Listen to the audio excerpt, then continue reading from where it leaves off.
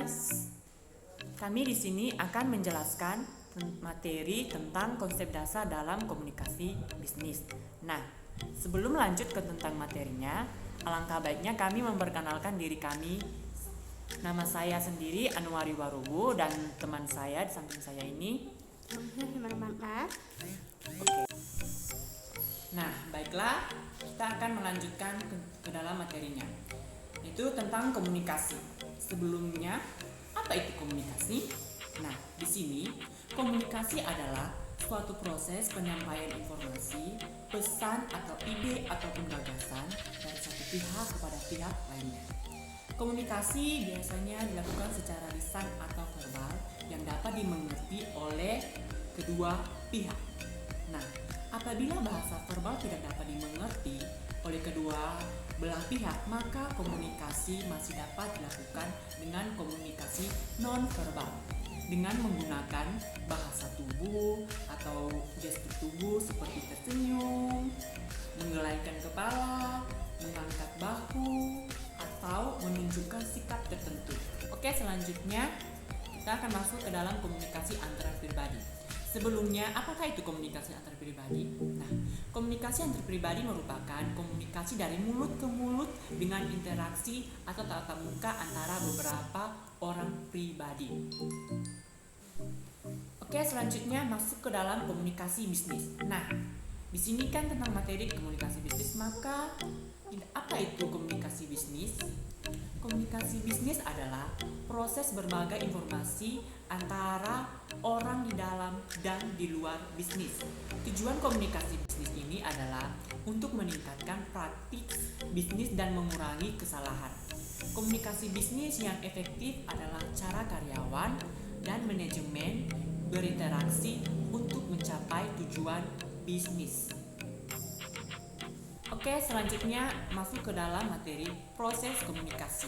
Nah, proses komunikasi bisnis dimulai ketika pengirim pesan ingin mengirimkan jenis-jenis informasi, ide atau pendapat dan lain-lain kepada penerima pesan dan diakhiri dengan umpan balik yang diberikan penerima pesan kepada pengirim pesan. Oke, selanjutnya masuk ke dalam komponen-komponen komunikasi, yaitu ada pengirim pesan, di mana orang atau sekelompok orang yang mengirimkan atau menyebarkan atau mengkomunikasi pesan. Yang kedua ada encoding, yaitu metode yang digunakan untuk mengekspresikan pesan dalam berbagai bentuk seperti kata-kata, simbol, gambar, ataupun bahasa. Dan yang ketiga ada pesan. Nah, itu adalah informasi baik tertulis maupun lisan yang dikirimkan dari pengirim pesan kepada penerima pesan. Yang keempat ada saluran atau media komunikasi, di mana metode atau alat yang digunakan untuk mengirimkan pesan. Yang kelima ada penerima pesan, yaitu orang atau sekelompok orang yang menerima pesan. Seperti kita sendiri, kita telah menerima pesan dari orang yang telah mengirimkan pesan kepada kita. Yang keenam ada decoding, yaitu proses mental di mana penerima pesan menggambarkan makna dari kata-kata atau simbol atau gambar pesan yang dikirimkan oleh pengirim pesan. Baiklah, sekarang saya akan menjelaskan mengenai kelanjutan dari materi ini. Dalam komunikasi bisnis, terkadang tidak berjalan lancar karena terjadinya kesalahpahaman. Munculnya kesalahpahaman dalam komunikasi bisnis biasanya itu disebabkan oleh beberapa hambatan. Dalam proses komunikasi bisnis, sering ditemui berbagai hambatan yang menimbulkan kesalahpahaman dalam komunikasi bisnis. Hambatan-hambatan itu merujuk pada adanya ketidaksesuaian antara pesan yang dikirim hingga merujuk pada konflik atau ketidakpuasan internal.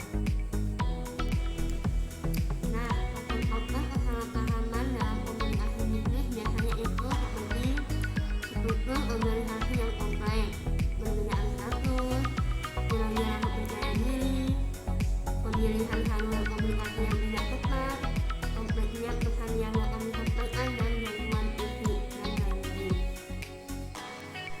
Nah, itulah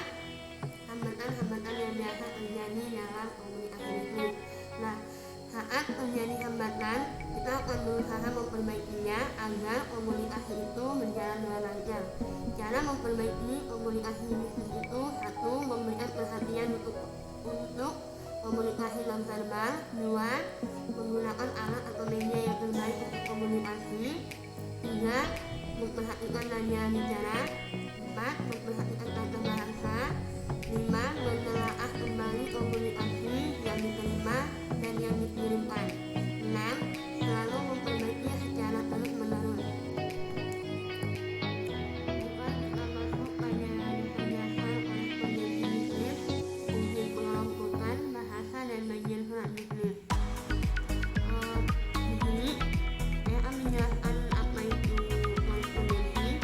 Pengertian korespondensi yaitu salah satu bentuk komunikasi verbal yang digunakan untuk menyampaikan pesan-pesan bisnis maupun non-bisnis.